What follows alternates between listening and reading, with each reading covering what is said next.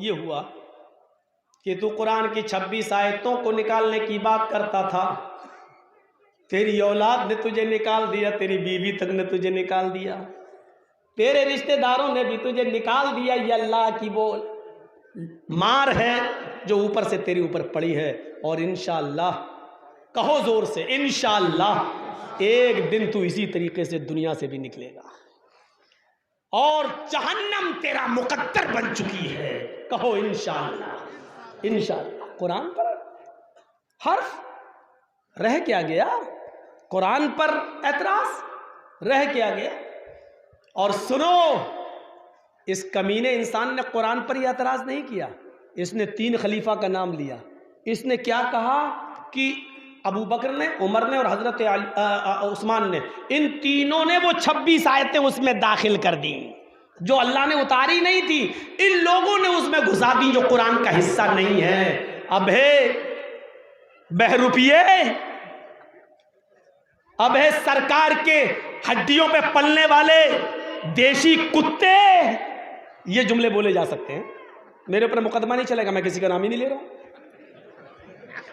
अबे देशी कुत्ते, 3 सहाबियों ने जब उसको दाखिल कर दिया था तो चौथे खलीफा हजरत अली थे कि नहीं? तू ही तो उनको सबसे बड़ा मानता है। तो जब अली की हुकूमत आई तो अली ने उन 26 आयतों को क्यों नहीं निकाला? अगर मुसलमान मुजरिम हुए तो तेरी नजर में तो अली भी मुजरिम हुए। जब वो खलीफा बने, पावर उनके पास आ गया, ताकत उनके पास आ गई, तो उनको निकालना चाहिए थी ना। तो उन्होंने क्यों नहीं निकाला? इसका मतलब जिन आयतों को अली ने खलीफा बनने के बाद नहीं निकाला, तो उन आयतों को तू निकालेगा, तेरा मौला अली नहीं निकाल सका। तो ये बेचारे पेशाब करके और लैट्रिन करके जो धोने की तमीज नहीं जानते, ये निकालेंगे, ये कुरान की 26 आयतों को निकालेंगे। तू भौंकता रहे कुत्तों की तरह, कुछ नहीं होना। कुरान अपनी असली शक्ल में बाकी रहेगा, कयामत की सुबह तक बाकी रहेगा, इसलिए कि इसको सरकार की तरफ से डाली गई हड्डियों पे पलने वाले कुत्तों ने नहीं नाजिल किया।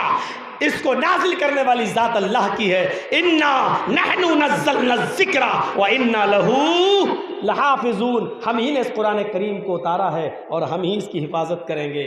और सुन लो, अगर ये गलती किसी ने की, कुरान करीम की 26 आयतें तो छोड़ो, 26 लफ्ज भी नहीं निकाल सकते।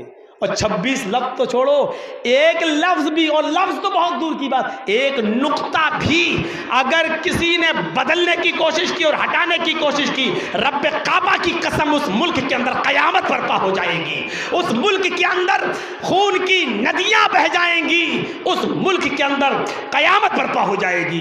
कयामत, ये अगर नहीं यकीन आता है तो आजमा कर देख लो, एक नुक्ता भी उसका नहीं बदल सकते। कुरान करीम की 26 आयतों को निकालने की बात हुई, हो गई, अरे मामला खत्म था। लेकिन उसको हवा देखो कैसे दी गई। हालांकि मैं इसके खिलाफ हूं।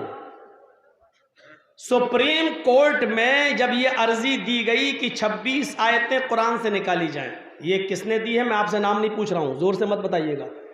मैं 2-2 कौड़ियों के लोगों के नाम नहीं लेता हूं। मेरी तकरीर की कीमत करोड़ों अरबों खरबों रुपए है। 2-2 कौड़ी के लोगों का नाम लेकर मैं इनकी हैसियत को बढ़ाना नहीं चाहता हूं। भाई, कुरान और हदीस की कोई कीमत है क्या? करोड़ों अरबों खरबों रुपए में भी कोई कुरान और हदीस को खरीद सकता है क्या? नहीं, उसकी कोई कीमत ही नहीं। 2-2 कौड़ियों के लोगों के नाम लें, देने दीजिए 26 आयतें निकालो, 24 निकालो। वो जो चाह रहा था, हमने उसको उसके मकसद में कामयाब कर दिया। सबसे बड़ी बात ये, वो चाह रहा था कि ये हम कहेंगे तो मुसलमान आग बगूला होगा, आग बगूला होगा तो हम हुकूमत की नज़र में उतने प्यारे बन जाएंगे, और मुसलमानों की नज़र में तो वैसी दुश्मन है ही। वो जो चाह रहा था वो उसको हो गया। सुप्रीम कोर्ट को इख्तियार ही नहीं है कि 26 आयतें, अरे 26 तो छोड़ो, एक आयत भी नहीं निकाल सकती, और एक आयत तो छोड़ो, एक आयत का नुक्ता भी नहीं निकाल सकती। सुप्रीम कोर्ट को ये पावर नहीं है कि किसी भी मजहबी किताब, किसी भी धार्मिक किताब को घटा सके या बढ़ा सके, एक लफ्ज भी नहीं। अगर ऐसा होता तो डॉक्टर अंबेडकर कानून बनाने के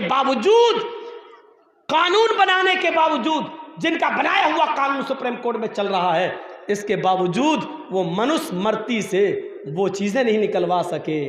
जो आज भी मनुस्मृति में हिंदू धर्म की नाक कटाती हैं। मसलन ब्रह्मा ने अपने मुंह से ब्राह्मण को पैदा किया, पैरों से शूद्र को पैदा किया, और अब ब्राह्मण किसी हरिजन की लड़की को, शूद्र की लड़की को देख ले और पसंद आ जाए तो हरिजन को चाहिए कि वो लड़की लाकर ब्राह्मण को दे दे, और शूद्र को अगर कोई ब्राह्मण की लड़की पसंद आ जाए और देख ले तो ब्राह्मण को चाहिए कि उसकी आंखें फोड़ दे, तूने ब्राह्मण की लड़की कैसे देखी।